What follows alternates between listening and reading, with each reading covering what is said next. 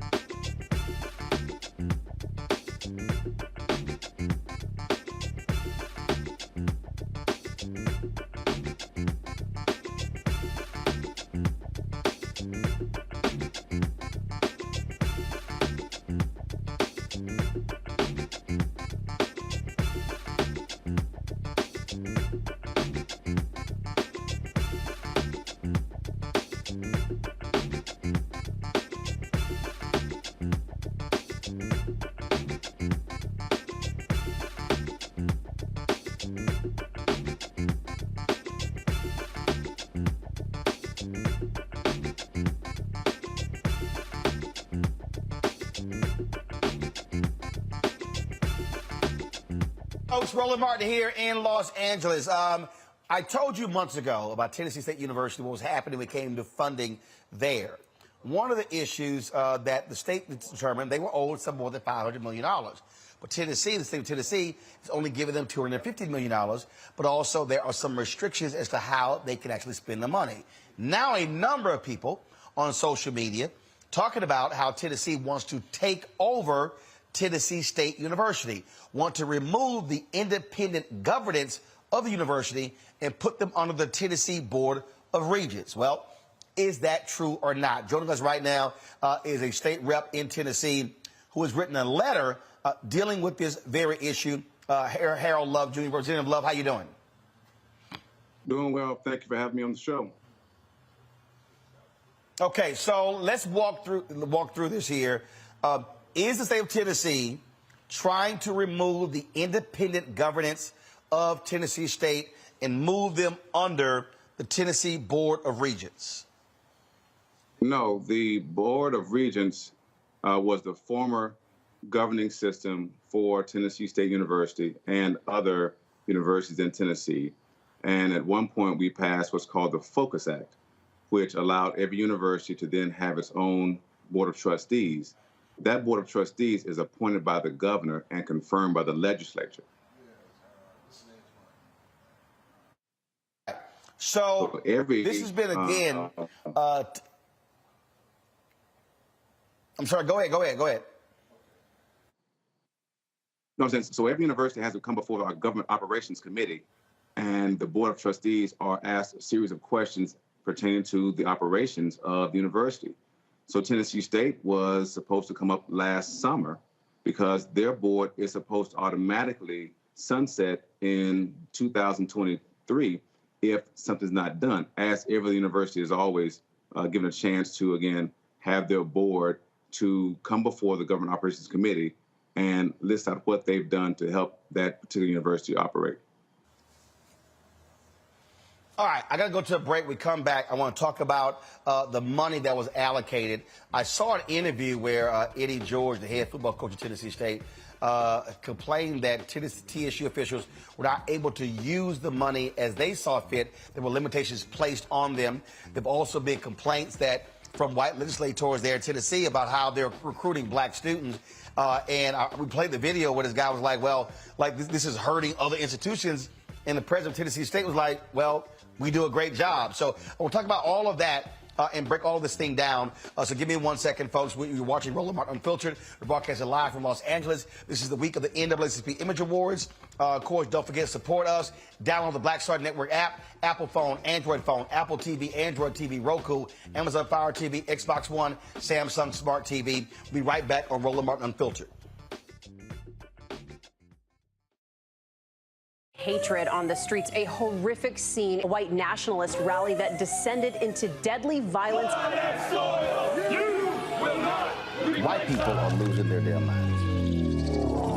As an angry pro-Trump mob storms the U.S. Capitol, we've seen shots. We're about to see the rise of what I call white minority resistance. We have seen white folks in this country who simply cannot tolerate black folks voting. I think what we're seeing is the inevitable result of violent denial. This is part of American history. Every time that people of color have made progress, whether real or symbolic, there has been what Carol Anderson at Emory University calls white rage as a backlash. This is the rise of the Proud Boys and the Boogaloo Boys. America, there's going to be more of this. Here's all the Proud Boys, guys. This country is getting increasingly racist in its behaviors and its attitudes because of the fear of white people. The fear that they're taking our jobs, they're taking our resources, they're taking our women. This is white fear.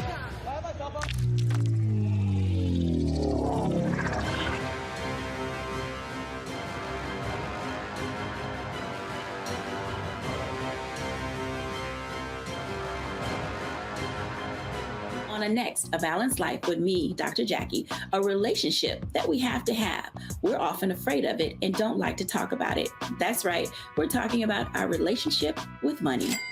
And here's the thing, our relationship with money oftentimes determines whether we have it or not. The truth is you cannot change what you will not acknowledge. Balancing your relationship with your pocketbook. That's next on A Balanced Life with me, Dr. Jackie, here at Black Star Network. Hi, I'm Vivian Green. Hey everybody, this is your man Fred Hammond, and you're watching Roland Martin, my man, Unfiltered.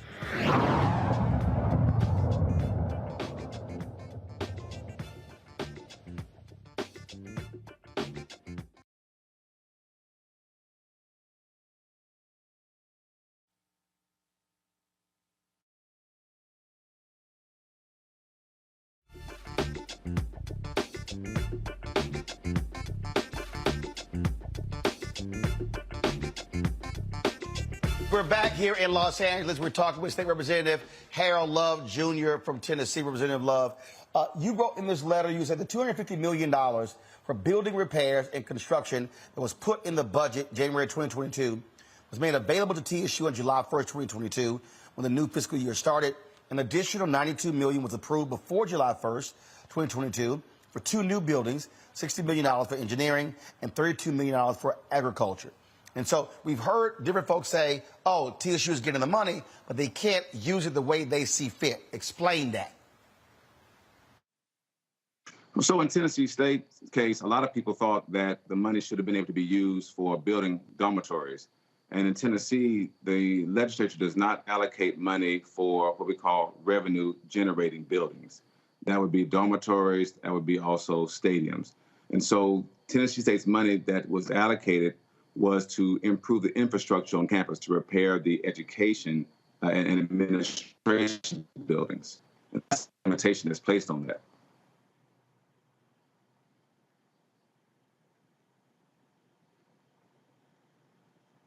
Really cannot hear Representative Love, so I need you guys to see what's going on here. I heard us coming back from break. And so, Representative Love, I'll ask you this question here. Again, we're talking about, again, this whole issue with, again, it's all over social media. Folks have been sending to us left and right. So we're trying to get a better understanding of what's really happening with the university. And again, this talk about a takeover. Now, in the letter, you talked about the Senate Ad Hoc Committee having questions about the current leadership's ability to effectively lead the university. The Comptroller's Office interviewed students, faculty, and staff to gain a better understanding of complaints they received from parents and students. The committee will review the report at a hearing on February 23rd. So before we get to the complaints, so apparently there were people who were suggesting that there was going to be a vote on February 23rd to take Tennessee State and put them under the Tennessee Board of Regents. You say that is not correct, right? Correct. The Senate ad hoc committee that's meeting on the 23rd does not have the ability to make that particular vote. That's vested in the power of the Government Operations Committee, which is meeting the 27th of February.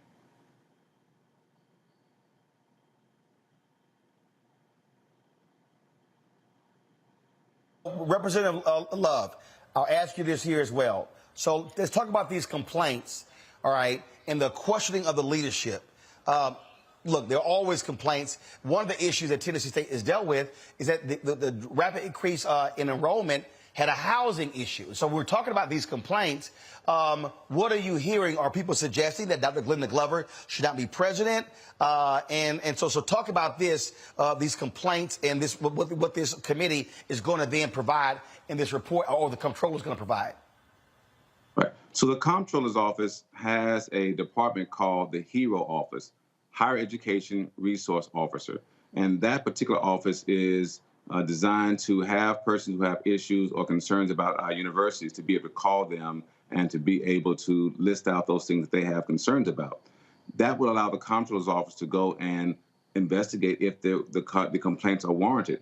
And so in this particular instance, when we had students calling and emailing about the lack of housing and also about some scholarships not being fulfilled, the comptroller's office then went and interviewed students and faculty and administration, and they are putting their report together, which will come out, I believe, tomorrow, and this will detail the responses to those questions they had. The Senate Ad Hoc Committee also wanted the comptroller's office to give them information about what they discovered in those same interviews. All right, last question for you, Representative Love. Again, when it comes to what is next, the state report said that Tennessee State was owed $500 million. They did $250 million. When is Tennessee State going to get the other $250 million? So the initial $250 million that eventually became $350 million was designed to repair the infrastructure of the university. That includes, again, all the education buildings and possibly build, again, new library, new engineering building, new agriculture building. The design is to have those buildings repaired so that when you increase programs with additional funds, you will then have a proper place to house those programs. What you don't want to do is start increasing access to your chemistry program and you don't have the adequate labs to have the chemistry students do their work in there. You don't want to expand other programs and not have the facilities for that. Let me commend Dr. Glover on this. She is trying to take Tennessee State from a Research 2 to a Research 1 institution, and the extra dollars, the additional money, could primarily be used to do that, to hire more professors, again, to expand the programs at the university. But first, you must have the facilities to be repaired. Tennessee State is in need of approximately $344 million worth of infrastructure repairs, and this $250 million goes a long way. There's no plan for Tennessee State to be taken over, to be under the Tennessee Board of Regents, correct? That's correct. There are options listed, I believe, in the report that will include improving communication between the board and the president. But the Board of Regents is not designed to run a four-year institution. They did in previous years. They are designed to help institutions like Tennessee State, as they currently do with our capital maintenance. But there's an opportunity there for the Board of Regents to provide assistance to Tennessee State should they need assistance. And if the board is vacated and replaced with new members, there's also an opportunity for the Board of Regents to provide guidance.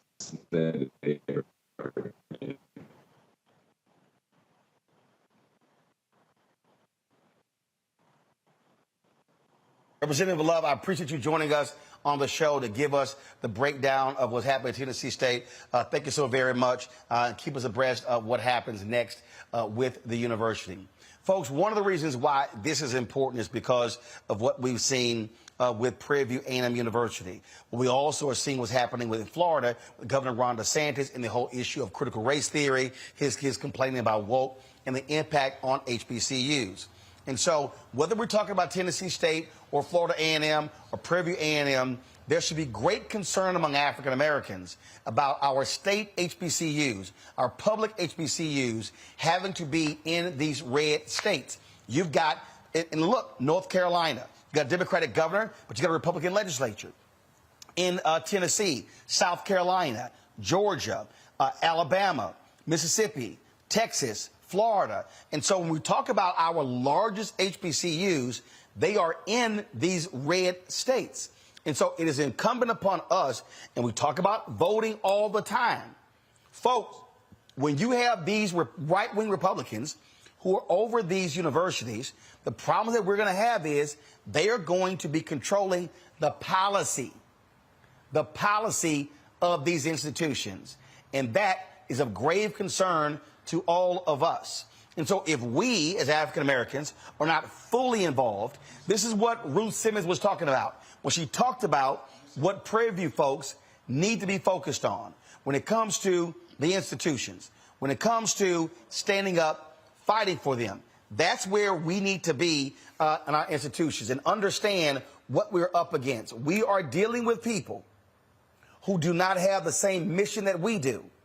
They control the purse strings. They control the dollars. They control all of those different things. And so all of us need to understand what we are up against and what we are facing. What I want to do right now is, folks, let me know how much time we'll go to the next break. I want to pull up my panel today and introduce them because, again, folks, we're going to see more of these things happen as we move forward in the future. Mustafa Santiago Ali, former senior advisor for environmental justice at the EPA. Dr. Candace Matthews, statewide vice chair, Texas Coalition of Black Democrats. And at 6:30 tomorrow, Solomon Simmons is going to be joining us, civil rights attorney and founder of Justice for Greenwood. Mustafa, I laid out there again, when Republicans are in control of the state, when they have the power, they can make decisions or impacting HBCUs. And so if the HBCU graduates and the students are not fully focused, they need to understand you're going to be at the behest of these Republicans. That could be devastating to these HBCUs. Most definitely. And you know, it was interesting that Representative Love had shared about revenue generating buildings. I'd never heard before someone not wanting to support dorms, because we understand that if students don't have a place to live and to study, then it's going to be difficult for them to choose, an institution like that. So for that to be a part of how Tennessee is deciding about resources, it's very concerning, because it stops the growth, if you will, of many of our institutions that many students are now paying more attention to and are saying, I want to go to an HBCU. But it goes back again to the power of the decision maker, those individuals who are there in the state house and others who are choosing about which institutions are going to grow, which institutions are going to receive the resources, and which ones won't.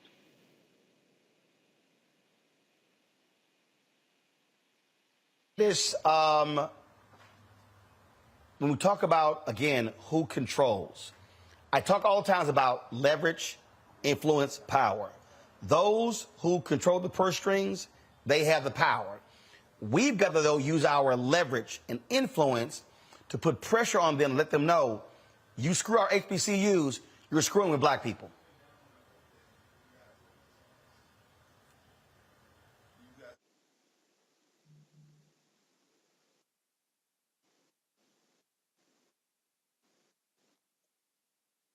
Oh, I'm sorry. You know what, Roland? Can you hear me, sir? Okay. I am in complete agreement to that statement, because you got to keep in mind, we are here in Texas, the battleground state, the state where you have a lot of racism, a lot of systemic racism. And then let's just look at it, because I am HBCU, Texas Southern University. And I'm very familiar with Prairie View A&M because that's right down the street from my house. And so basically Prairie View is pretty much like the sister school for the Texas A&M University, right? So with Dr. Simmons, they were more or less like, okay, you know what? You can just hold this position just as a position, but you don't have any control. See, we have to let them know that you're not going to do that to none of our HBCUs, because if not, then this is what happens when you have the master puppet master that's going to control everything, and then 9 times out of 10 we'll try to make HBCUs obsolete.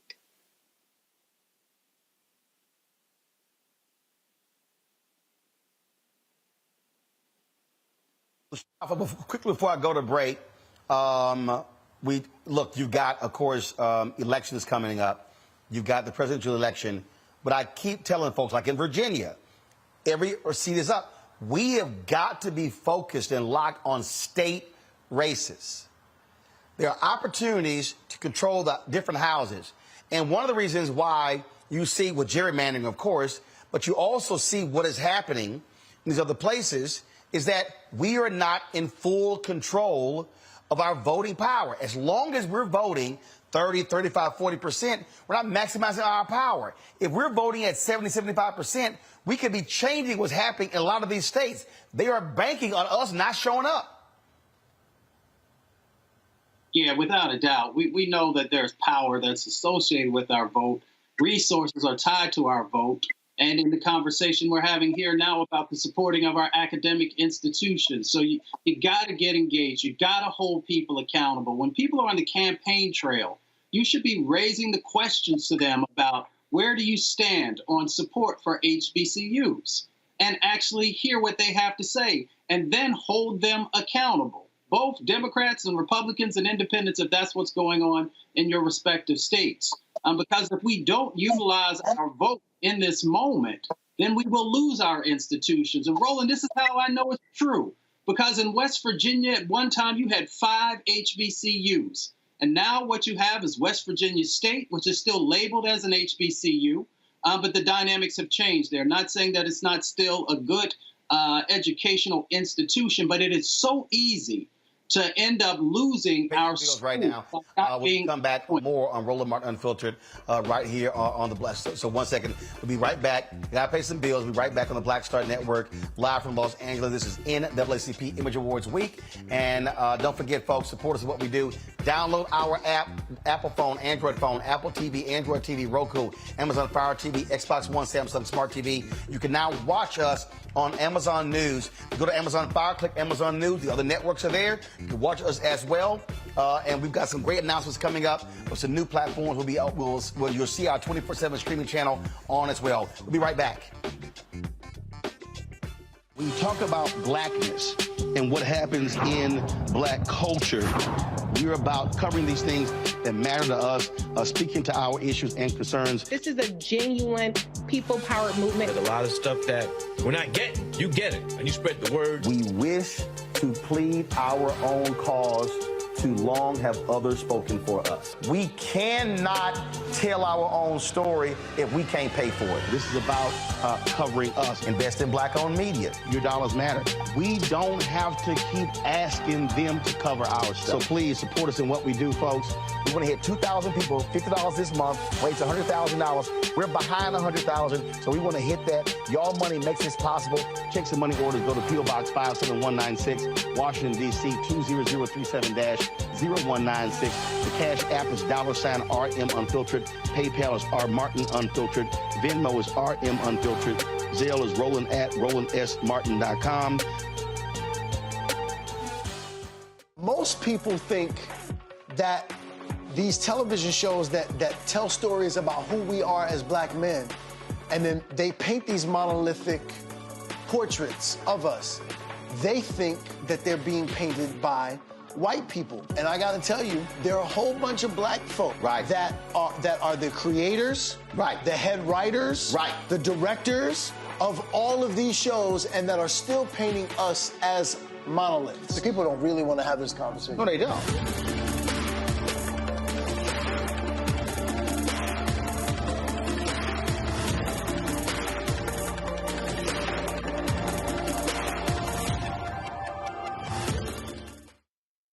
What's up, y'all? I'm Will Packard. Hello, I'm Bishop T.D.J. What up, Lana Well, and you are watching Roland Martin Unfiltered.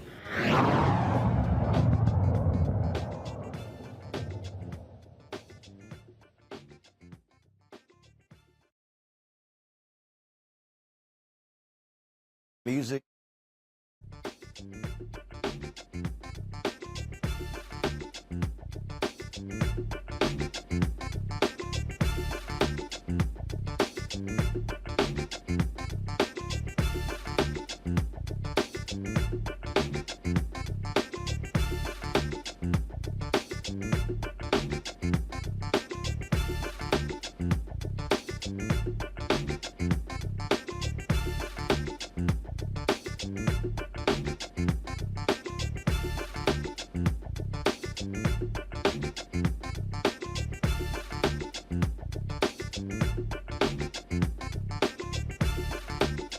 Welcome back to Roland Martin Unfiltered on the Black Star Network. Let's talk California Senate race. We're here in Los Angeles. Barbara Lee of the Bay Area has announced that she is going to run for the U.S. Senate, being vacated by Senator Dianne Feinstein.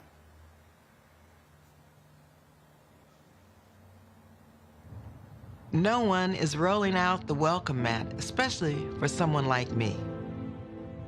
I was the girl they didn't allow in, who couldn't drink from the water fountain, who had an abortion in a back alley when they all were illegal. I escaped a violent marriage, became a single mom, a homeless mom, a mom who couldn't afford childcare and brought her kids to class with her. They didn't want to hear my voice or anyone who wasn't like them. But by the grace of God, I didn't let that stop me.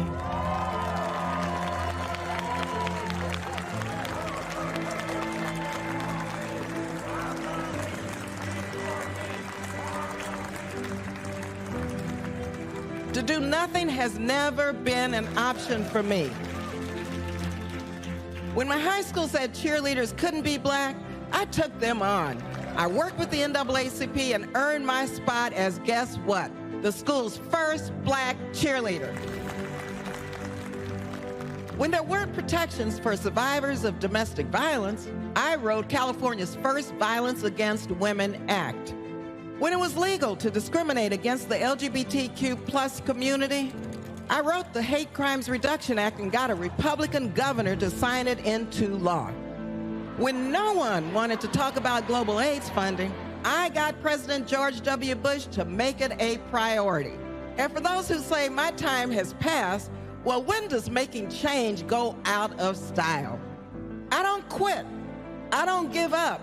Come on. That's not in my DNA. I didn't quit when I refused to give the president completely unlimited war powers after September 11th, and in the face of countless death threats. I was the only no vote. I didn't quit then, and I won't quit now. We have to ease the burden on the middle class. We have to find a solution to poverty and homelessness. We have to take on the climate crisis. And we have to stop these MAGA extremists who think they can control people's bodies and dismantle our democracy. And even though there are no African-American women in the United States Senate, we won't let that stop us either. Because when you stand on the side of justice, you don't quit if they don't give you a seat at the table. You bring a folding chair for everyone, and they're here to stay.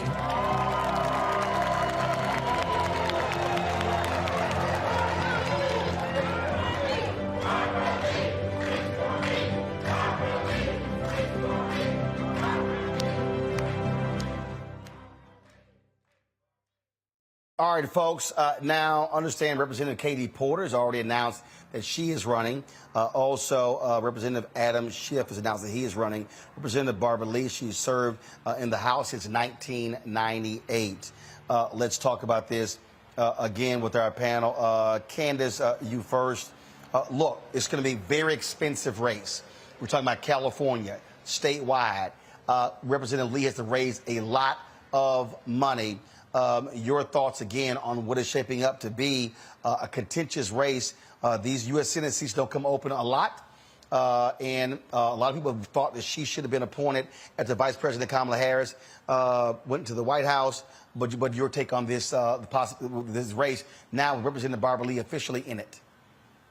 You know what? I think that this is excellent because I'm a true fan of Ms. Barbara Lee, Congresswoman Barbara Lee.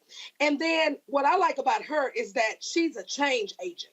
This is someone who actually been in the trenches. This is someone who can actually identify with people that look like us. So if she was to go in the Senate, this would be amazing.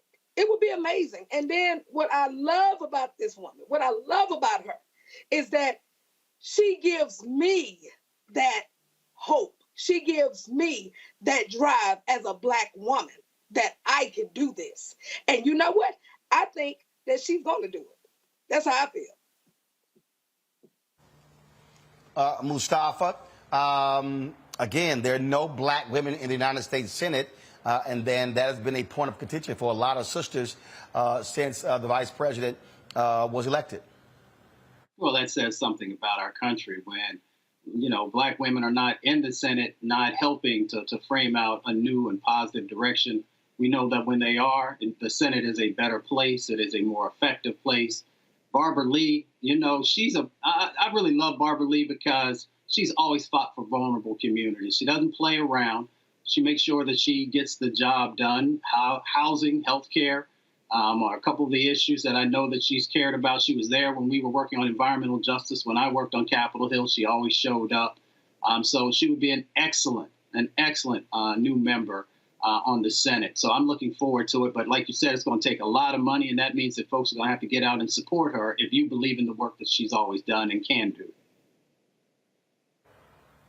Candace, one of the things that we've heard from African Americans who run statewide is they don't get enough financial support from the Democratic Party apparatus from these various PACs.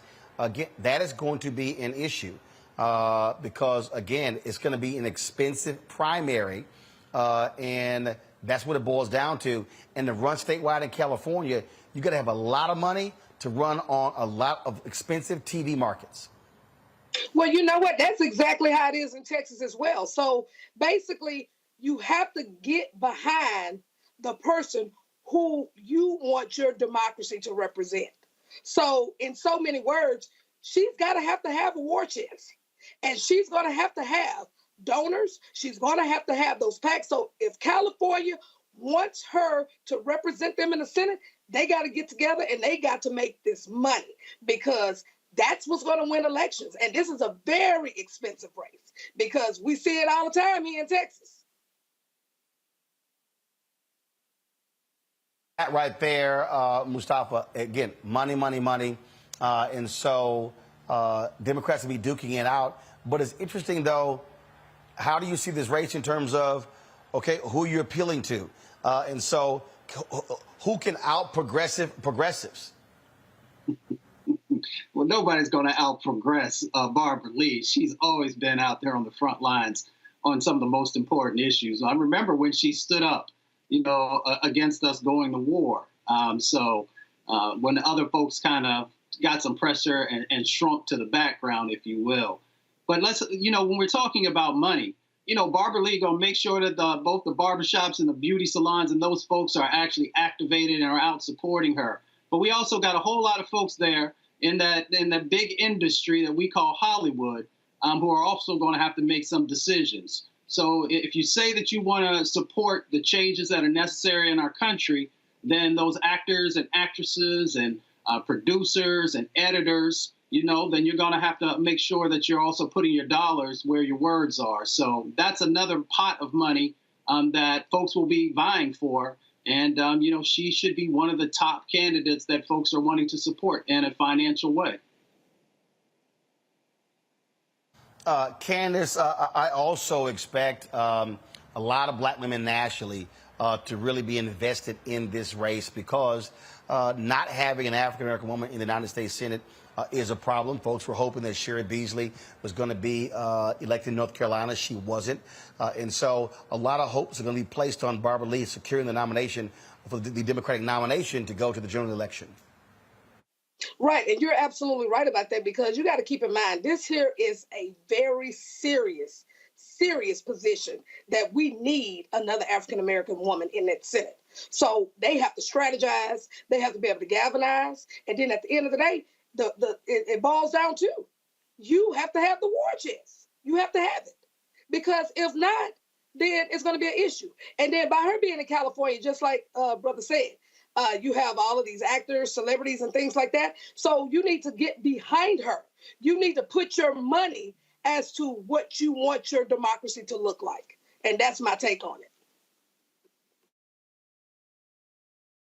Absolutely. And so I think, folks, what we are seeing is going to be a very, very, very difficult race. Of course, Senator Barbara Lee, she had tweeted, "Today I'm proud to announce my candidacy for U.S. Senate.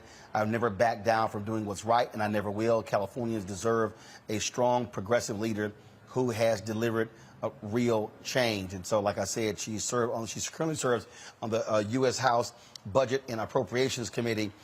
That's always important when you talk about states.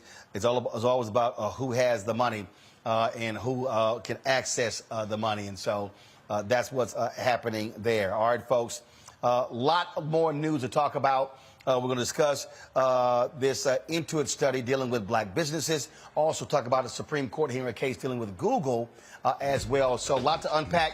Don't forget to support us in what we do. Join our Bring the Funk fan club. Every dollar you give goes to support what we do. Check your money order. Go to P.O. Box 57196, Washington, D.C. 20037-0196. Cash App, $RM Unfiltered. PayPal, R Martin Unfiltered. Venmo is RM Unfiltered. Zelle, Roland at RolandSMartin.com. Roland at RolandMartinUnfiltered.com. Don't forget to get a copy of my book, White Fear, How the Browning of America is Making White Folks Lose Their Minds. Available at all bookstores. Download a copy on Audible as well. We'll be right back. Next on Get Wealthy with me, Deborah Owens, America's Wealth Coach. Listen to this. Women of color are starting 90% of the businesses in this country. That's the good news. The bad news, as a rule, we're not making nearly as much as everyone else. But joining us on the next Get Wealthy episode is Betty Hines. She's a business strategist, and she's showing women how to elevate other women. I don't like to say this openly, but we're getting better at it. Women struggle with collaborating with each other. And for that reason, one of the things that I demonstrate in the sessions that I have is that you can go further together if you collaborate. That's right here on Get Wealthy, only on Black Star Network. Next on the Black Table with me, Greg Carr. An hour of living history with Dr. Richard Mariba Kelsey, thinker, builder, author, and one of the most important and impactful elders in the African American community.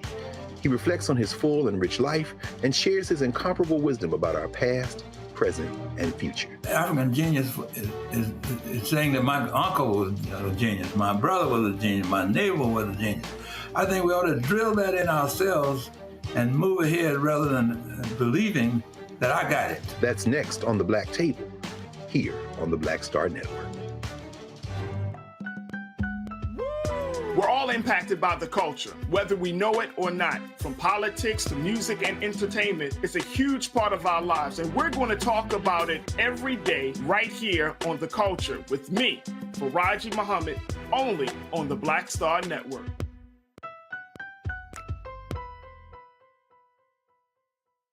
Hi, I'm El DeBarge. Hey, yo, Peace World. What's going on? It's the Love King of R&B, Raheem Devon, and you're watching Roland Martin, Unfiltered.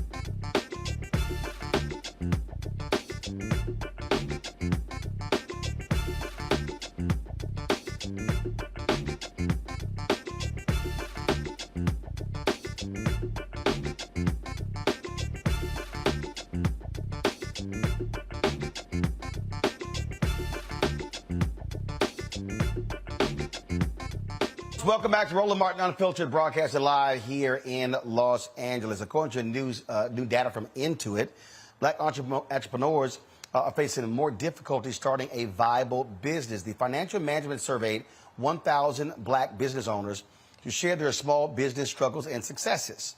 The survey revealed, on average, it costs approximately $21,000 to start a business, compared to $16,000 bucks. 57% said. 57% said that they were denied bank loans at least once. 34%. Well, first of all, I don't understand. I'm assuming when it comes to starting the business, that's black to white. The graphic should say that. I don't know what it costs approximately 21 grand to start their business compared to 16,000 of what? So guys, get the graphic right. 34% report being denied a bank loan more than once, twice the amount.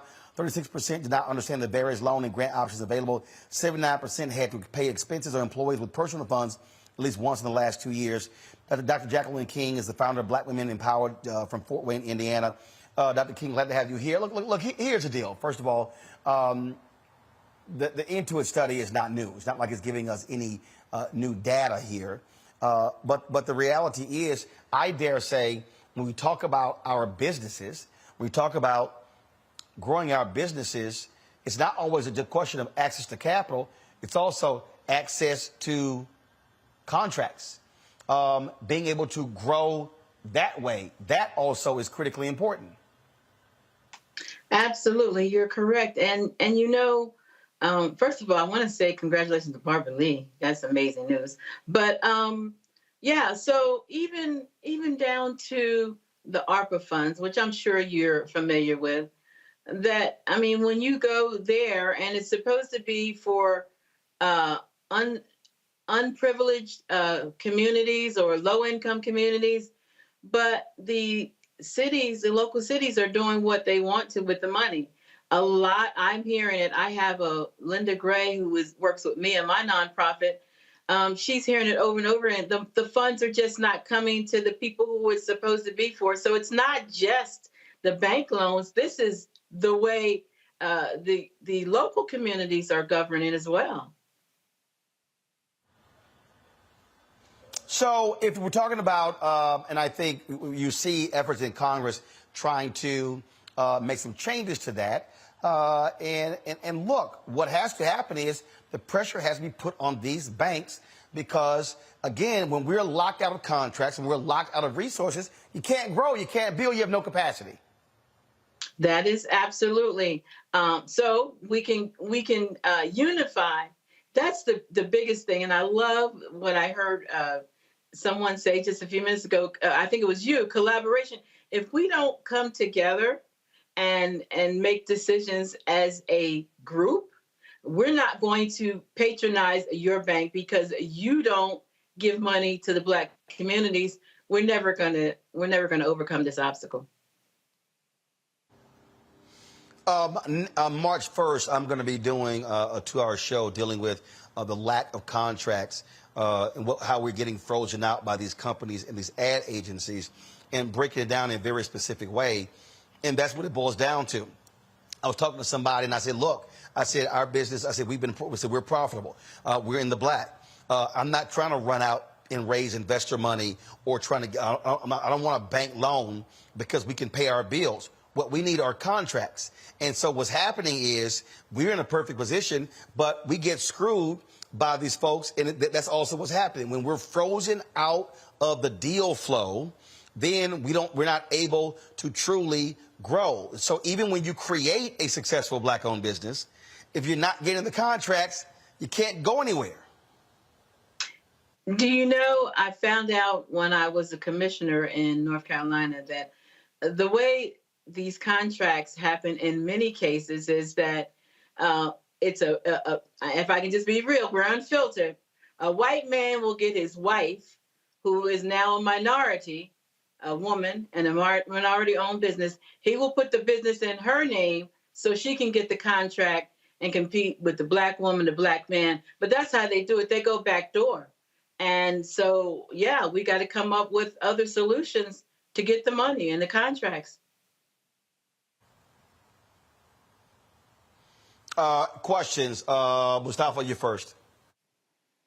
Yeah, well, my question is, how do you think the best way for us to educate our communities on these sets of hurdles, and then also bringing forward how folks have been able to navigate them and to be able to move in a positive direction?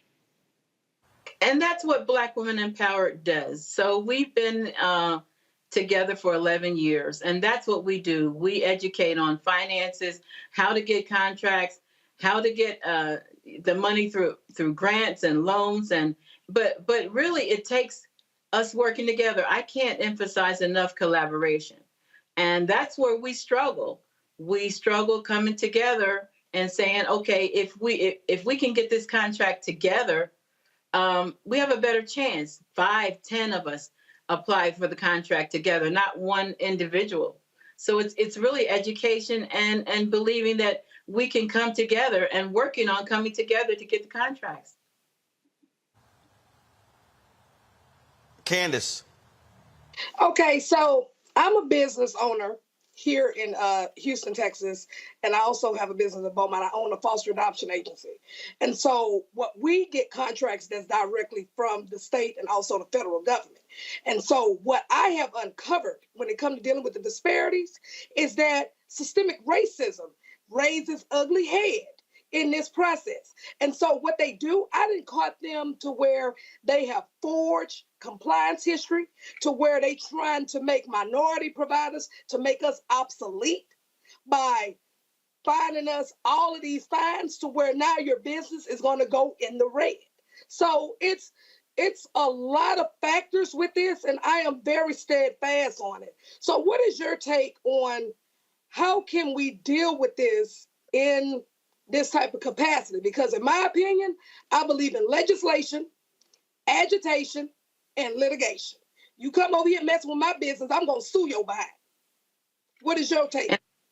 And that's why we need women and men in the government that look like us. It was very disappointing that Cheryl Beasley didn't get in the Senate, but we don't even come together to support our own, let alone worrying about what the Democratic PAC is doing.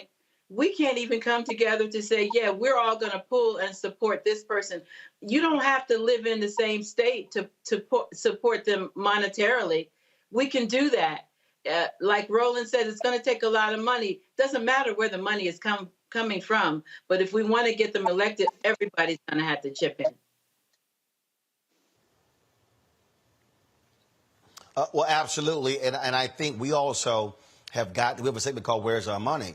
We also have got to put pressure on policymakers to understand how do they also free the contracts up. Because on the federal level, we're only getting 1.67% of all federal contracts. I'm sorry, that's unacceptable. And the deal is, if you're not getting federal contracts, you're not getting corporate contracts. So then we're always frozen and stuck making small money. I agree. But as you know, in this era, they don't really care. I mean, what kind of pressure are you talking about? They don't care what we do. This has been improved after Donald Trump. They basically said, do whatever you want to do. We're going to do what we want to do. So, I mean, I don't have the answer on how to put pressure on the government. I don't. I do. Well, please tell me. Tell me. Well. Here's first and foremost. Black caucuses on the state level have got to be far more aggressive when it comes to forcing these folks to change the rules when it comes to contracts. If you, first of all, you're not breaking down an analysis of who's not getting what, then you don't know what to do. Then you can't actually impact it. So I've been doing that and challenging the Biden administration, challenging the Congressional Black Caucus, saying, look, it's ridiculous on the advertising side. Black-owned media is getting 1% of federal advertising contracts. And so you could create changes by being able to put pressure on the system and telling policymakers, you want our votes, but we ain't getting contracts. You better make sure we get some more damn contracts or someone else is going to get our vote. That's how we have to do it, but you cannot do that if you are not organized and mobilized. And that's why, and really, you probably don't remember, I reached out to you on Clubhouse and said, I need you to come on my network, because that's what we need. We need your voice out here telling the people what they need to do to get these contracts. I mean, who else is doing it besides you? That's why we do it. Well, here's the deal. I can't control what other people do. That's why I built this show, built this network, and why we do it. And so that's how I talk about it and keep pushing it. But again, it's real easy to say, oh my God, let's start a business. But that's part of the problem. We have a bunch of small businesses with one employee. We need to build bigger capacity. That's what we need. Dr. King, we appreciate it. Thanks a lot. Thank you for having me. All right, folks, got to go to a break. We'll be right back. Roland Martin Unfiltered, the Black Star Network. Don't forget on YouTube, hit the like button you're watching. Hit the share button on Facebook. Same thing on the Black Star Network app. And again, folks, support us in what we do. Download the app, Apple phone, Android phone, Apple TV, Android TV, Roku, Amazon Fire TV, Xbox One, Samsung Smart TV. And then, of course, you can also support us by joining our Bring the Funk fan club. Say check your money orders, P.O. Box 57196, Washington, D.C. 20037-0196. Cash App, $RM Unfiltered, PayPal, Martin Unfiltered, Venmo is RM Unfiltered, Zelle, Roland at RolandSMartin.com, Roland at RolandMartinUnfiltered.com. We'll be right back. Hatred on the streets, a horrific scene, a white nationalist rally that descended into deadly violence. White people are losing their damn minds. As an angry pro-Trump mob storms the U.S. Capitol, we've seen shooting. We're about to see the rise of what I call white minority resistance. We have seen white folks in this country who simply cannot tolerate black folks voting. I think what we're seeing is the inevitable result of violent denial. This is part of American history. Every time that people of color have made progress, whether real or symbolic, there has been what Carol Anderson at Emory University calls white rage as a backlash. This is the rise of the Proud Boys and the Boogaloo Boys. America, there's going to be more of this. Here's all the Proud Boys, guys. This country is getting increasingly racist in its behaviors and its attitudes because of the fear of white people. The fear that they're taking our jobs, they're taking our resources, they're taking our women. This is white fear.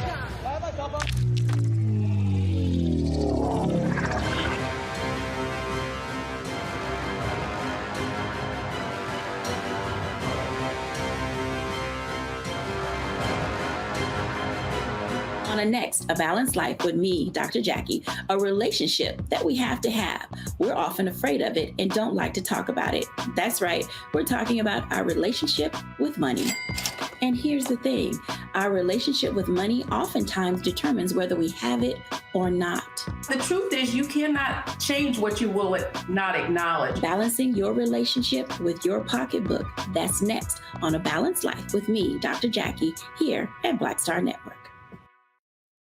Hi, I'm Gavin Houston. Hey, what's up, y'all? It's your boy, Jacob Lattimore, and you're now watching Roland Martin right now.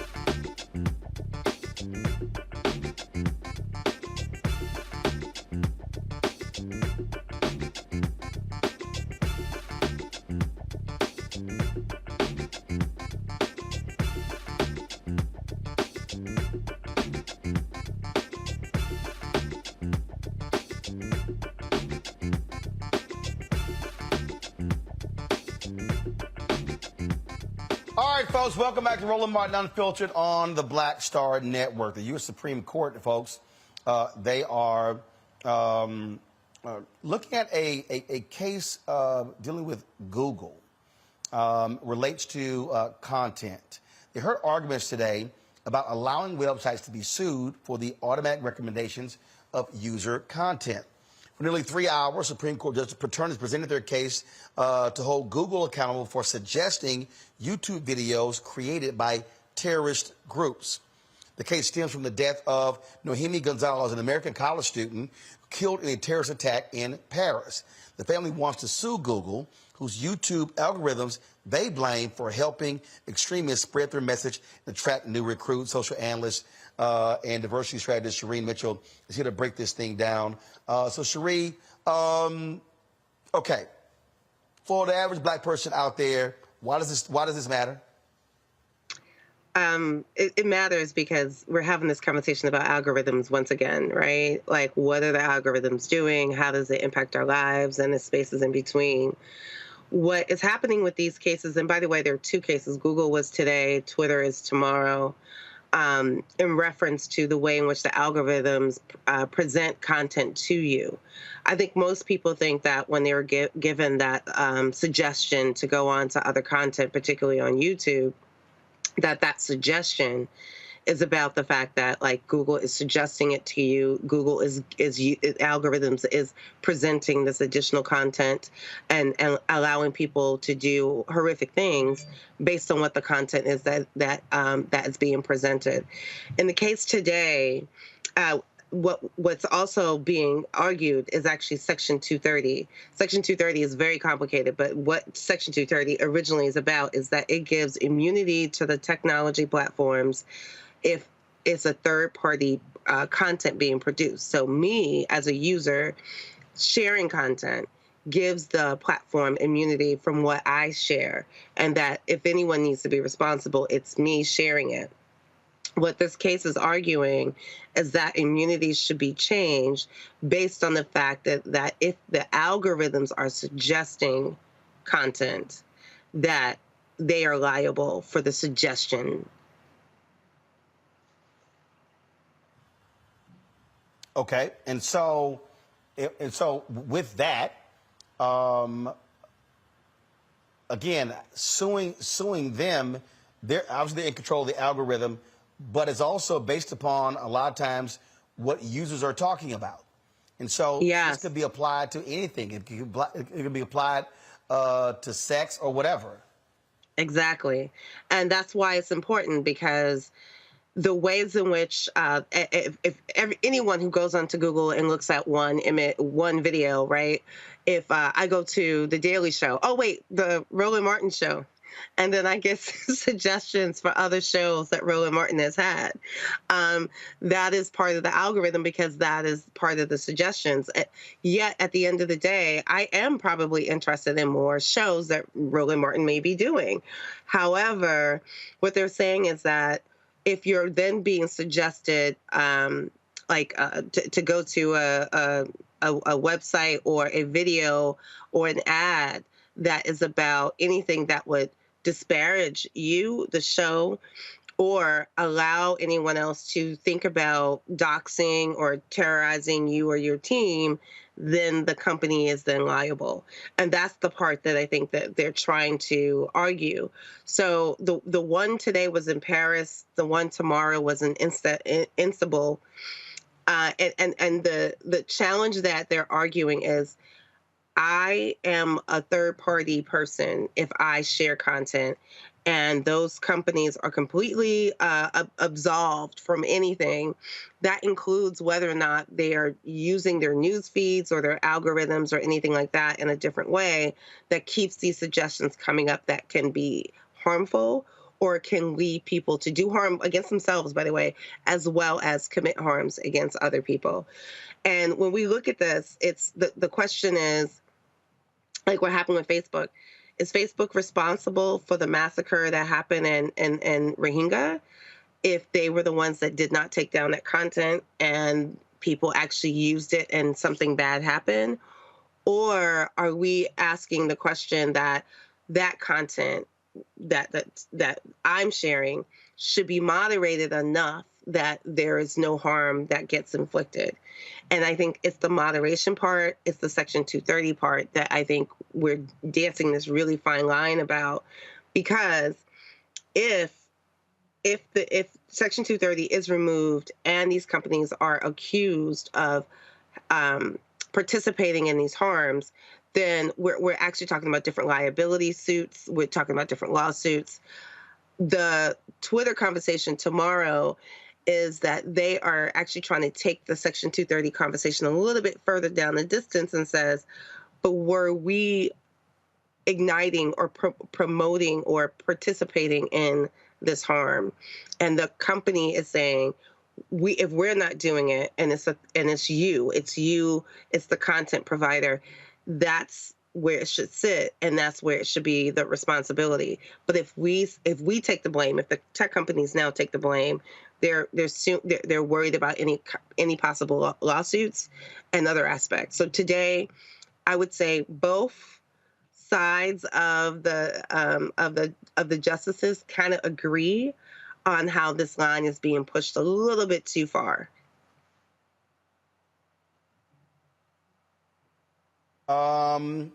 Look, it is. Look, we're living in a world now where we're increasingly controlled by the algorithm. And look, I know for a fact that on Facebook, black content is getting blocked. It's ridiculous how our numbers are being suppressed. I've emailed them numerous times. They're not responding because what Facebook wants to do is to force you to spend money boosting your to your own followers as opposed to you having access to them. And so we see what the game is. And so whenever they change the algorithm, it can have a direct impact on money that is generated by content providers as well. I mean, they are in control of it. And when you have companies like Facebook and Google that control so much of the advertising business, that's one of the reasons why the Biden administration is considering suing them over their monopoly practices.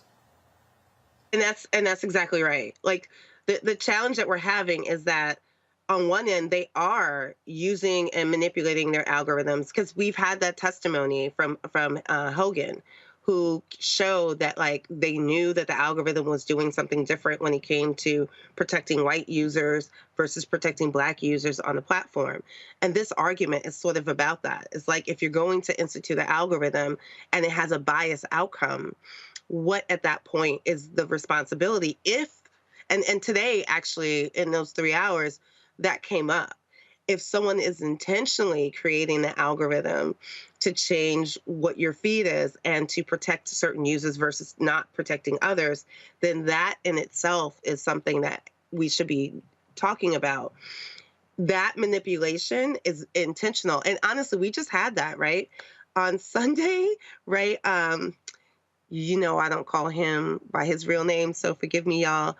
Apartheid Kai got upset that Biden had more traction during Super Bowl and Super Bowl halftime.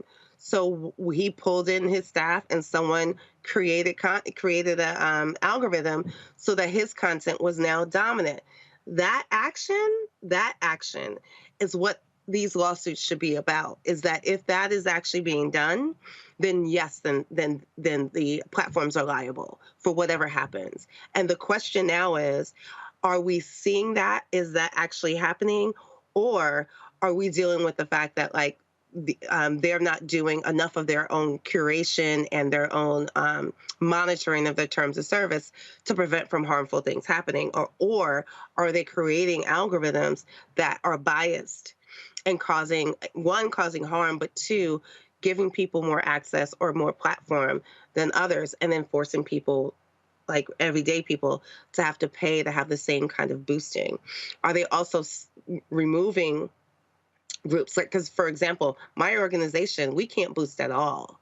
Like if anything that we put out on Facebook has to go out through our general audience, because we can't even pay for boosting.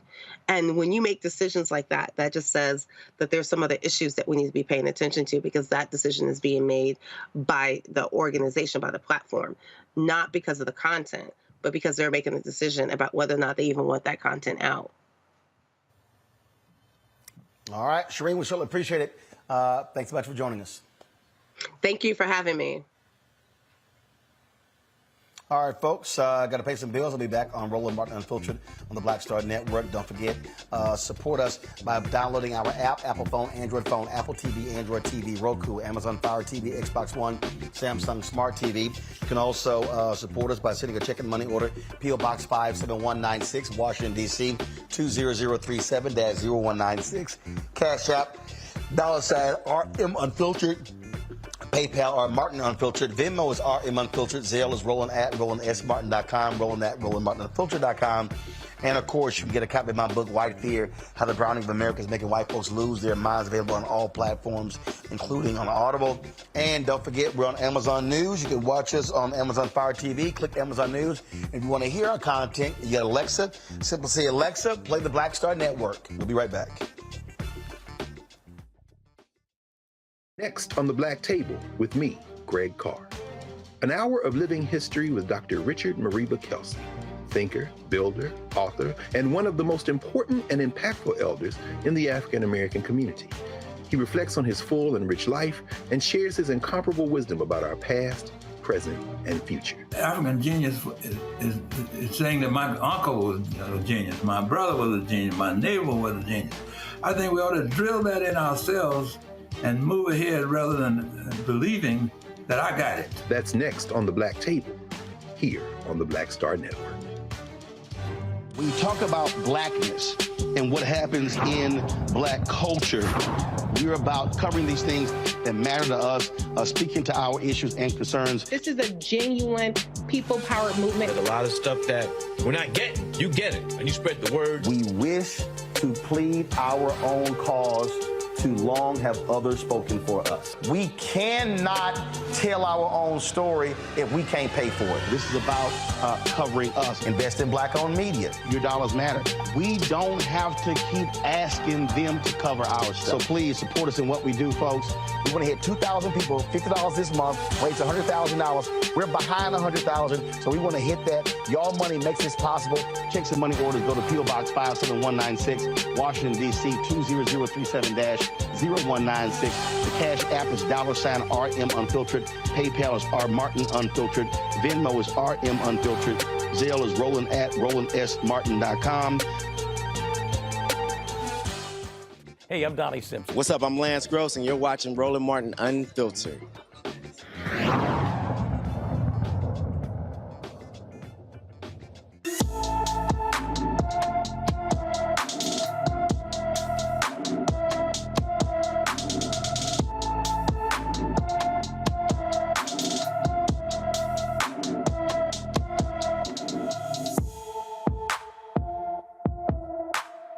Rhea Jeffers has been missing from Phoenix, Arizona since January 15th. The 17-year-old is 5 feet 8 inches tall, weighs 130 pounds, with black hair and brown eyes.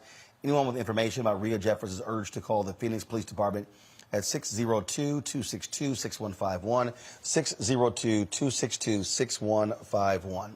Folks, one of the Arkansas officers caught violently arresting a man on video will not face charges. State-appointed Special Prosecutor Emily White says the state is not pursuing charges against Mulberry Police Officer Thale Riddle, one of the 3 officers involved in the August 22 arrest of Randall Worcester. Riddle was back at work on the force as of February 17th. The investigation into the incident remains ongoing. Former Crawford County Sheriff's deputies Levi White and Zach King are still on an investigation for slamming Worcester's head on the ground while restrained. The 2 deputies have been fired and charged with civil rights violations. Florida Governor Ron DeSantis on a political tour, folks, with stops in Pennsylvania, New York, and Illinois, basically his anti-crime tour. He headlined the event called Law and Order Florida Leading the Way. Candidates for mayor denounces the visit, including Paul Vallis, who accepted the Chicago Fraternal Order of Police endorsement. Now, after leaving Illinois, DeSantis went to New York. New York City Mayor Eric Adams took shots at DeSantis, a special guest for a conservative law enforcement event. Adams offered to teach DeSantis some of the city's progressive values on Twitter. Let's go to my panel here. Look, the reality is here, DeMario. Ron DeSantis is going to try to make crime a major issue. This is about pushing the button of white fear.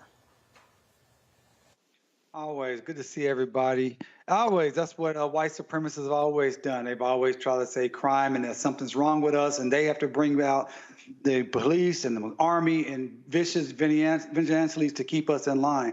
So there's no question about it. But Ron DeSantis is a smarter guy than Trump.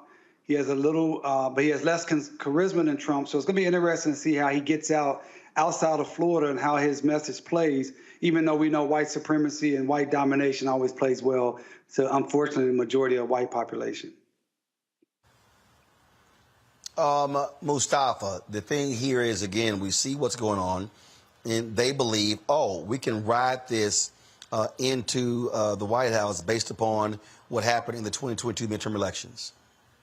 Yeah, this is Ron DeSantis's White House tour. That's what he should call it, a pre-White House tour. You know, it's really interesting. Ron DeSantis didn't say anything about the folks who were breaking the law on January the 6th.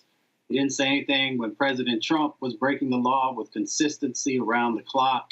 And there are a number of other examples of where his voice has been silent. But whenever he can highlight what, he thinks is black or brown folks, then he jumps all over that. So we know who he is. He's shown us who he is. And folks in Florida and across the country should pay attention. As Mario said, he is someone who may end up being the Republican candidate for president. So pay attention, get engaged, and speak out and push back against this foolishness that he continues to try and propagate. And Candace, look, Democrats are going to have to learn how to properly respond and not run out of fear. Mm-hmm. But you know what, Roland, let me tell you what this jackleg white supremacist over here is doing. He is doing nothing but going straight out of the Ronald Reagan playbook. That's exactly what he's doing. Because just like how you brought about the white fear, right? That's exactly what Ronald Reagan did, and that is exactly what Donald Trump did by bestowing fear in these white supremacists. You understand what I'm saying? And so when you do that, then this is what you get. This guy is one of the ones that's waging war on our cultural education. This is somebody that's waging war on our wokeness. This is somebody that is very dangerous, that don't need to be in the White House. He need to be in the doggone psychiatric hospital. Let's talk about Georgia, where a panel has recommended there are a number of people be indicted in the election fraud case. They have been looking at Donald Trump and so many others. A report was released detailing what should be done. And again, this special grand jury, Mustafa, has recommended a number of folks be prosecuted. The forewoman, Emily Coles, told the New York Times that it is not a short list of people who should be charged with crimes. Your thoughts? Well, we've known, you just have to put the facts together to sort of highlight these individuals who have been doing all kinds of nefarious things around democracy. And now, folks are pulling it forward. People are going to be held accountable, and we'll see how it all plays out. But they love to try and, put a spotlight on somebody who voted who may not have known if they were allowed to. But these are individuals who have made conscious efforts in this space to really just to hurt or destroy democracy. But they're not as concerned about democracy as they are their power. And what they're really trying to do is hold on to power, hold on to resources, and they understand that that is tied to the vote. So they get exactly what's coming to them for the things that they've done in the past. The thing here, Candace, when we look at this here, I mean, look, it's going to come down to DA Fani Willis. She's going to make the decision. And at some point, one of these DAs is going to have some guts and go after Donald Trump. Merrick Garland hasn't done it so far. The DA in Manhattan hasn't done it. The man continues to get away scot-free, never held accountable. But you know what? And that's done by design. See, this is what is important when we say the statement, election has consequences. Because when you turn around and you put people in office, you need people that's going to be in office that's not going to be afraid to make the tough decisions, that's going to put people over politics. You understand what I'm saying? And that's not what we get here. And so, in my position is this: if you tamper with my democracy, you do the crime, you do the time. And if you have all the facts, you have everything to show exactly this is what this person doing. Well, DA, what's your problem? Put them charges and let's get on with this. What you think, Roland? DeMario, somebody has to have some courage to lead. Otherwise, listen, the man knows no bottom. So he's going to keep doing whatever hell he wants. If I keep getting away with it, that's like saying, hey, we're never going to hold you accountable for robbing a bank. A bank robber going to keep robbing. Yeah. I wish my sister Candace was there in one of these DA offices. I like her. I like you, Candace. Listen, it's very dangerous because the more that this goes on month after month, that people are not held accountable, it makes them more powerful, more emboldened, and it makes us all less safe. We all know that there are black people doing 10, 20, 30 life sentences for 0.1% of what people like Donald Trump and even other individuals like Lindsey Graham and other elected officials like Marjorie Taylor Greene, who actually participated not just in trying to steal votes, but the January 6th, the insurrection. And so each time this is punted down the line, it actually makes those individuals more powerful, more emboldened, and more dangerous. So I'm hoping that the DA down there in Atlanta, black woman, and many times black women have come and done way more for this country than they ever should have based upon how black women have been treated. So hopefully this black woman will fall in line in that tremendous line of black women who have saved and done the right thing when others would not do it. And again, Mustafa, here, when we're talking about multiple, this grand jury is saying that multiple indictments being recommended. That means a lot of people were involved in this fraud, listening to that fool Donald Trump. Oh, without a doubt. You know, it's almost like a crime family when you actually look at all the different types of individuals who are part of this. And it's not just in Georgia. We know that it's been going on in a number of other states also. So Georgia has the opportunity to set the pace, if you will, for what needs to actually happen.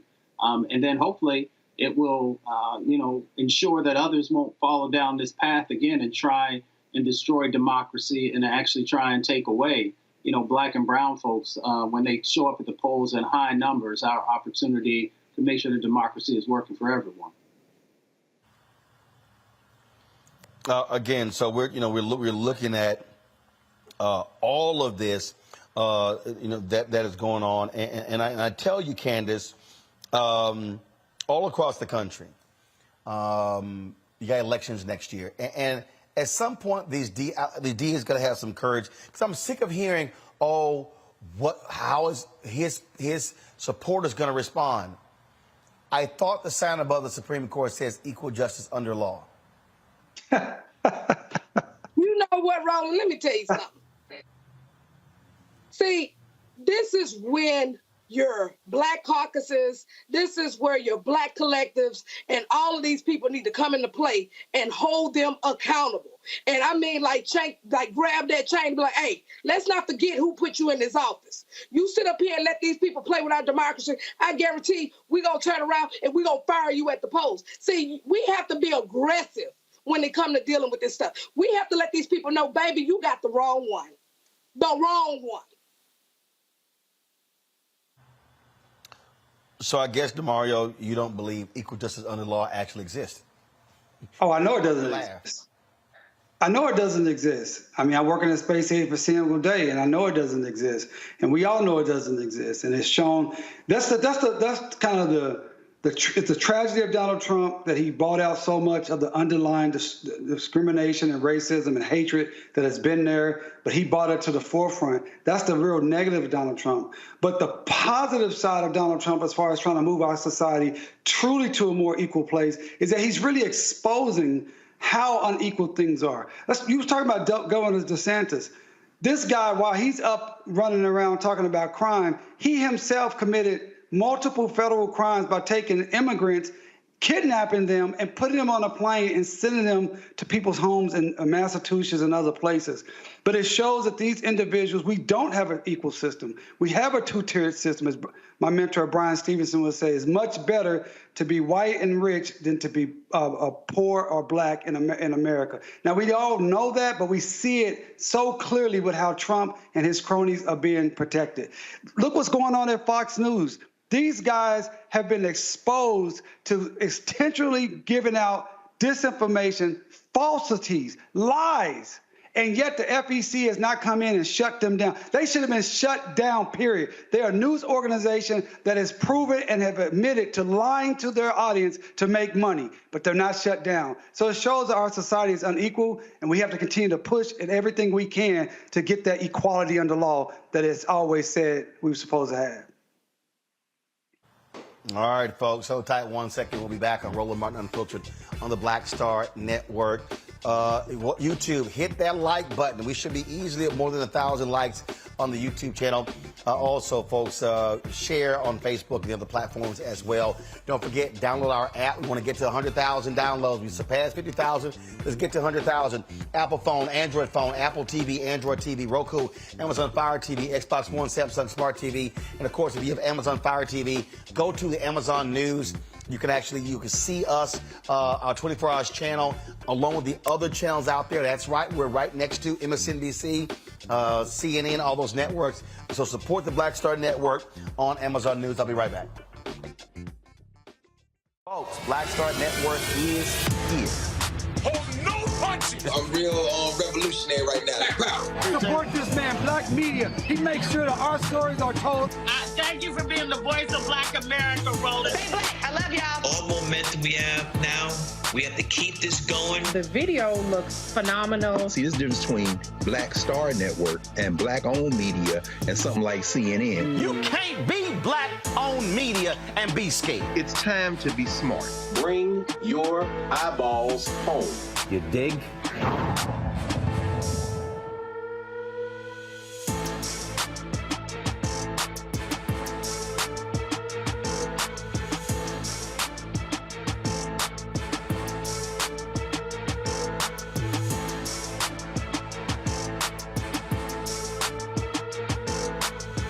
Next on Get Wealthy with me, Deborah Owens, America's Wealth Coach. Listen to this. Women of color are starting 90% of the businesses in this country.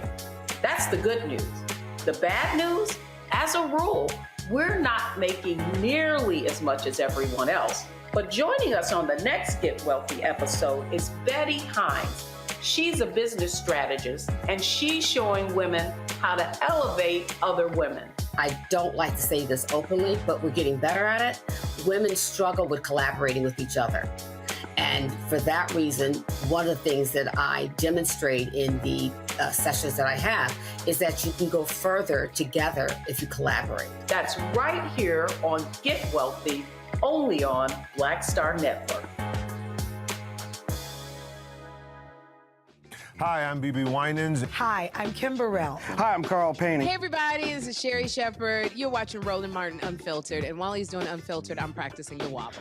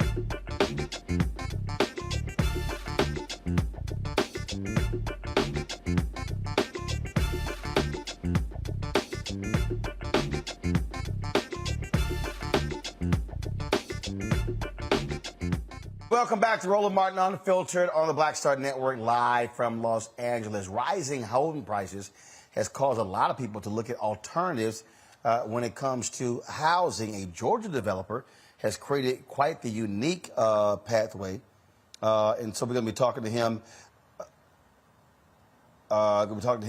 In a second about the issue of micro home communities. I really want to know what the hell that means. But first, let's talk about what's happening. That's going to be in our marketplace segment.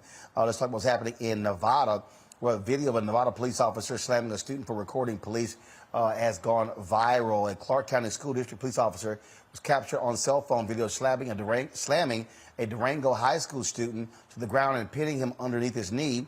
This took place on February 9th when officers arrived to investigate a firearm report near the school. Roll it.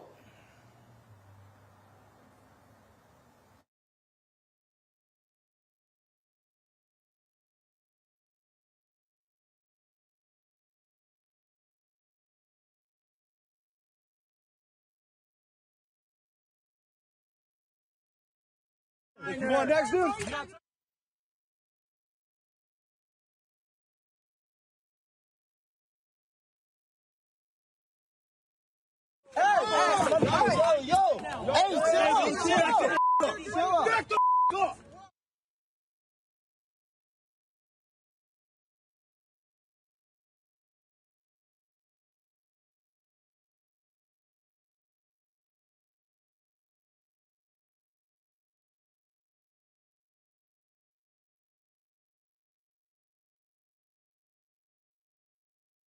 I heard it a little bit right there. Of course, following the incident, the school district launched an investigation. Clark County Superintendent called for a complete review of the police department's use of force policy. Joining us now is Athar Hasebullah, I hope I'm pronouncing that correctly, Executive Director of the ACLU in Nevada. They've been quite vocal about this incident and holding the officers accountable. So, Athar, I'm trying to understand here. Were these officers that were in the school or officers that arrived at the school? Did it happen at a school or was it near a school, this so-called firearm report near the school? Hey, thanks for having us on, Frat. Alpha Phi Alpha all day. But this incident specifically happened outside of a school. And in Nevada, we have school police. So we have separate police departments here. One of the police departments that exists in Clark County is the Clark County School District's police department. So CCSD police, they have jurisdiction over certain elements related to incidents in school. This whole entire notion of a firearm is what the district put out afterwards. I think it was done to clean up. We still have no idea what they're talking about. In terms of a firearm, none of our, we're actually representing two of the students that were shown being assaulted by Clark County School District police there. And the firearm story, who knows? I know our clients did not have any firearms. There was no basis to even stop them, let alone attack them. We're disgusted by the fact that the district, first, these officers and the officer most prevalently that slammed one of our clients to the ground, is still employed, and the district attorney's office hasn't even bothered to investigate this yet. So we have called for that officer's termination, and we've called for the DA's office to investigate this as they would any incident of assault. I mean, what is strange here, again, I mean, you're seeing how these police are responding, and it's just, it always just keeps happening where, look, how they respond in these school situations in very much a very violent manner. I mean, again, dragging this person, slamming their head, and their head is nearly under the base of the car. Yeah, and it's a child. You know, that's the thing, is that anytime it's a white kid who's 19 or a young adult, they'll refer to him as a child. And these are students who are at the very beginning of their high school careers, and they're being assaulted by police. And what happens when we see students like this assaulted? I mean, this is an assault on video. Where is our district attorney? ACLU is not the district attorney. We're here to seek justice, and we'll do that through civil means. But where is our district attorney? They have the ability to investigate this. They gave a statement on Friday after pressure from our office and from the NAACP here, where we called for the DA to investigate this. And their response was, if the Clark County School District Police refer this for prosecution, they'll look into it. So basically, refer yourself for prosecution, and we'll look into it, which has never been the legal standard. It's never been the legal standard. There's no courage out of that office. They need to speak up and do something. Certainly, they have the time to prosecute kids for, holding a dime bag of cannabis, or for missing school, or, parents involved in a domestic squabble. But when it comes to a vicious assault that's recorded on video, where school police are attacking a child, there's no courage to stand up and do anything about it. That's what we continue to see all the time, DeMario, where trying to hold cops accountable, and you're dealing with DAs who, frankly, are in bed with them. Each and every day, they make cases based upon the testimony of officers. So it's an inherent conflict of interest, something that we have fought for decades, trying to take the prosecution of police officers, or even the investigation of police officers, away from themselves, the police, and away from the DA's officers that work with them each and every day. You don't have to even be a corrupt person to have a difficult time investigating or prosecuting individuals that you work with. So it just makes our system, again, not an equal justice under the law, because these are friends of each other. I couldn't tell specifically on that video what the officer alleged the young man had done, but based upon what I saw, it appeared the young man just had a video, and it actually appeared he was walking away from the scene, and the officer ran up on the young man and grabbed him and put him on the ground. So I don't know what the issue is there for why that happened. I'm glad to see the ACLU is on board to try to get their family, as the executive director said, some civil justice. But civil justice is not criminal justice, and criminal justice can only come either from the DA's office, or I don't know how they do in Nevada, maybe the state attorney general's office can pick up and press charges. And of course, the DOJ could come in. If we had a more robust DOJ, if we had the type of funding for the DOJ Civil Rights Division that we give for, like, for instance, Ukraine, where we say we'll stand with them forever and we'll do whatever they need, and we've already sent them $100 billion. If we could get maybe 10% or 20% of what's been sent to Ukraine for enforcement of civil rights, where the Civil Rights Division can come out and prosecute these type of malicious, vicious attacks on young people and black people and innocent, unarmed people, maybe we can move towards that equal justice under law that we've been talking about all day on this show. So, DeMario, you're saying that the current DOJ is not doing that? I'm saying the current DOJ is not doing enough, right? Because the current DOJ is under-resourced, it's understaffed, it's underfunded.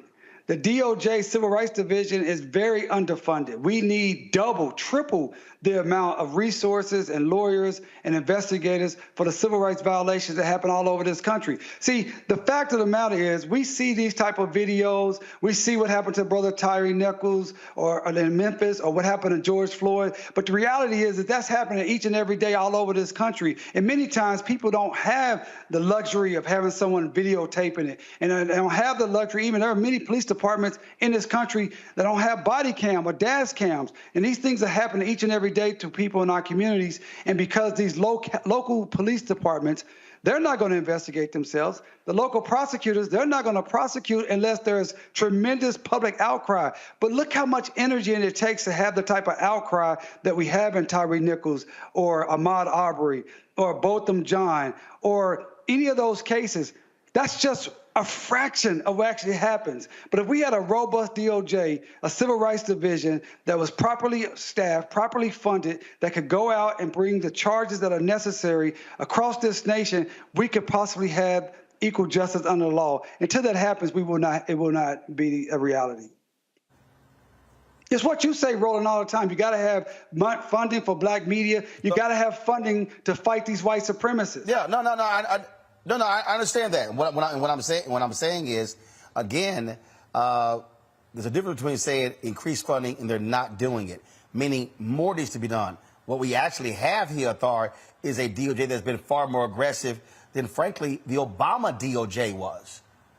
No question about that. There's no question they're far more aggressive, but it's still scratching the surface. DeMario, I'm asking Thar. Thar, go ahead. I would say that look, they have taken on more cases. I don't know that that's been enough, right? We've had DAs on occasion across the country who have taken on cases.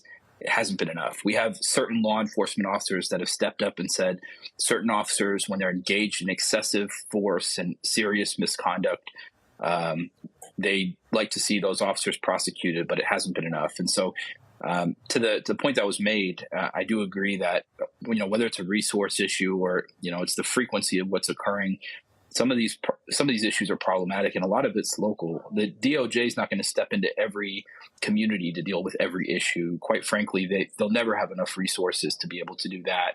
But really, in this case here in Nevada right now, as we're using this as an example, we're going to push the issue as far as we can. We know our partners at the NAACP on the ground here, who also have new leadership, are going to be pushing the issue as far as we can. We're not going to keep settling for, a no response from the district attorney's office. This is an individual who was elected to seek justice for everyone. And again, the fact that they're not even willing to investigate it, their feet need to be held to the fire on these types of issues too, because when you see 14-year-old kids being assaulted by grown men for simply recording a video or standing there and doing nothing, there is no justice. And until that happens, we're not going to keep continuing to just say, let's talk about processes. Too often that's been the request. We're demanding solutions right now, where we have specific demands. This officer needs to be terminated. And the longer they're waiting to terminating, we're going to keep seeking potentially additional clients to pursue this and open up this further. They have the ability to handle this matter in-house. But again, they're afraid of their unions. And I'll call out the police unions for this, because they do this time and time again. They continue to cape for bad officers engaged in misconduct, and it denigrates and destroys the rest of the field.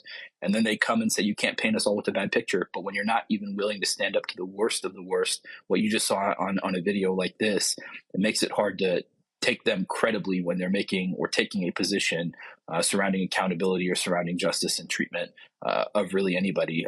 So again, we're asking for specific demands and specific solutions here.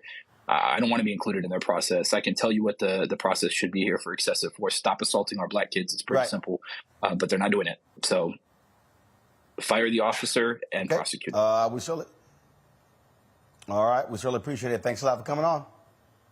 Thank you. All right. Folks, I'll be right back. Roland Martin Unfiltered on the Black Star Network. When you talk about blackness and what happens in black culture, we're about covering these things that matter to us, speaking to our issues and concerns. This is a genuine people-powered movement. There's a lot of stuff that we're not getting. You get it, and you spread the word. We wish to plead our own cause. Too long have others spoken for us. We cannot tell our own story if we can't pay for it. This is about covering us. Invest in black-owned media. Your dollars matter. We don't have to keep asking them to cover our stuff. So please support us in what we do, folks. We want to hit 2,000 people, $50 this month, raise $100,000. We're behind 100,000, so we want to hit that. Y'all money makes this possible. Checks and money orders go to P.O. Box 57196, Washington, D.C. 20037- 0196. The Cash App is $RM Unfiltered. PayPal is R Martin Unfiltered. Venmo is RM Unfiltered. Zelle is roland@rolandsmartin.com. On a next, A Balanced Life with me, Dr. Jackie, a relationship that we have to have. We're often afraid of it and don't like to talk about it. That's right, we're talking about our relationship with money. And here's the thing, our relationship with money oftentimes determines whether we have it or not. The truth is you cannot change what you will not acknowledge. Balancing your relationship with your pocketbook. That's next on A Balanced Life with me, Dr. Jackie, here at Black Star Network. Pull up a chair, take your seat. The Black Table with me, Dr. Greg Carr, here on the Black Star Network. Every week, we'll take a deeper dive into the world we're living in. Join the conversation only on the Black Star Network. Hey, I'm Donnie Simpson. What's up? I'm Lance Gross, and you're watching Roland Martin Unfiltered.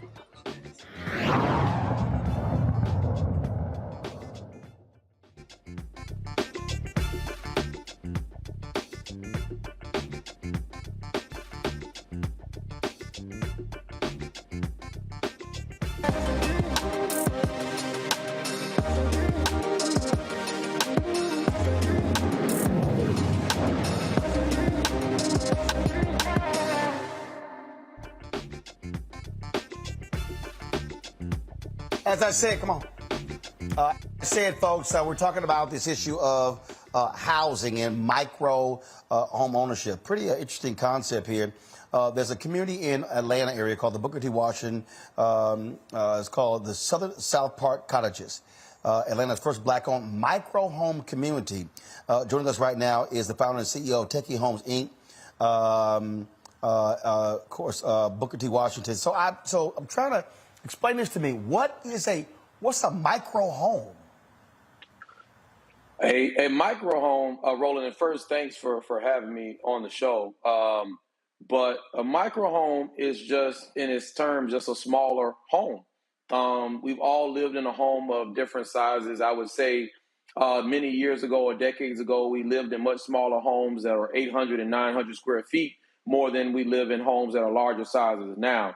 And so what my organization, Techie Homes, has done is inside of urban metropolitan areas, and Atlanta is just one city of many that's affected by rising rental prices, rising home prices, and rising cost of living, that we've outpaced, especially for minorities who are already trailing behind in home ownership, an opportunity at home ownership.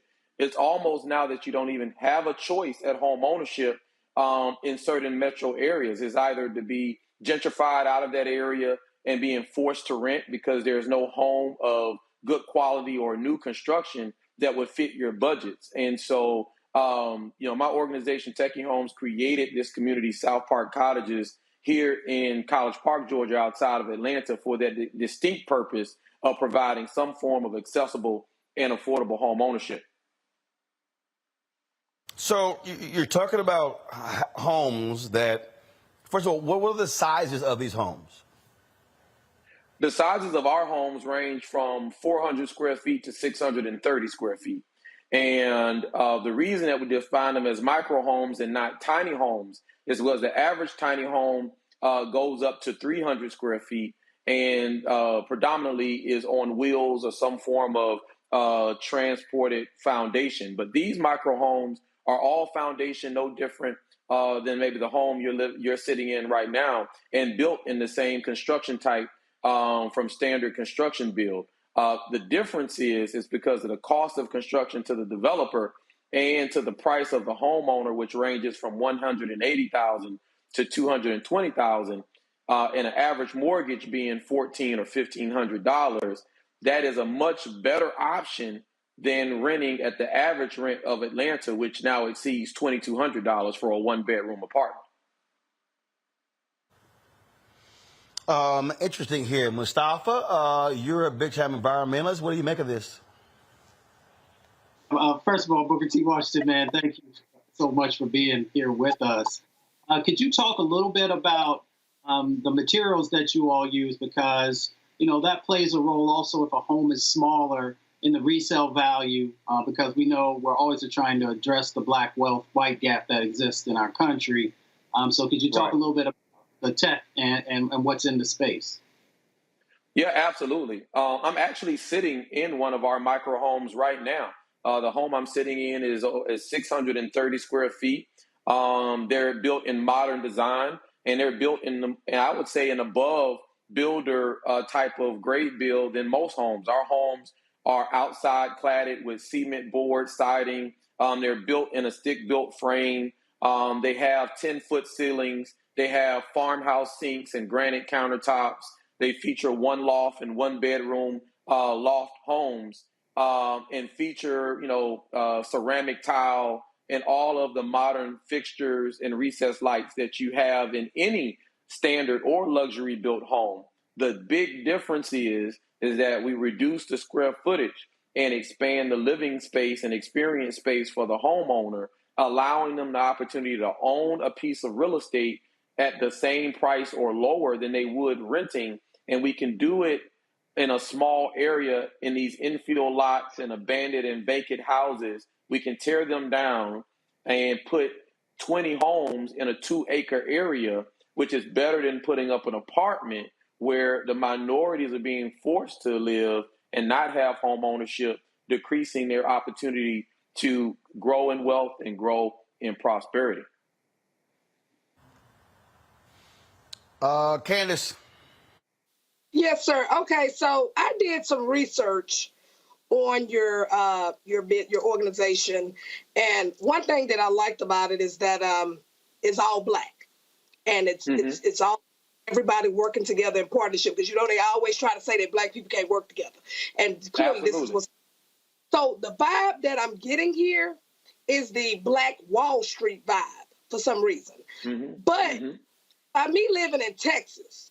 And our cost of living is totally different compared to up north, because I currently live in a 6,400 square foot home, and I'm only paying $1,200.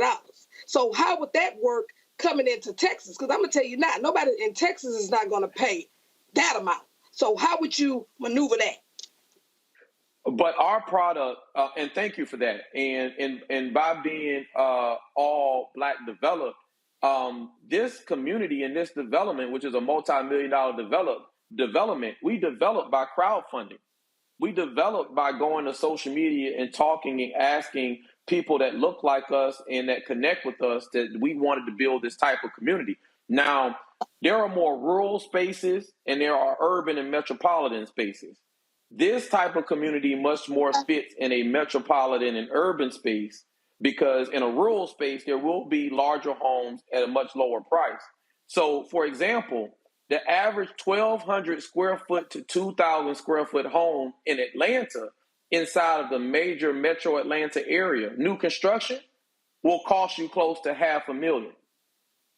Now, to afford that house, you have to be making, or a household has to be making, close to $125,000 to live.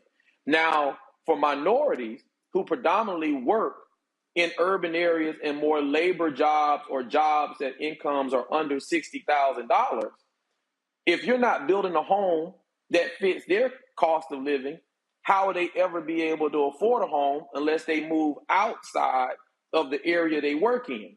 And if they move outside the area they work in, then you predominantly are putting more stresses on that household and more stresses on their income, which makes the equity gap and the wealth gap go farther and farther apart.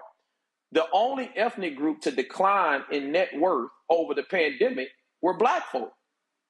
And the main reason why is because incomes went up, gentrification went up, rents went up, investor home buying of single family and density housing went up, and they moved out black people more and more out of urban areas. You can say that about Chicago, Atlanta, LA, Miami, and in the course, New York, of course, but that's just where we are.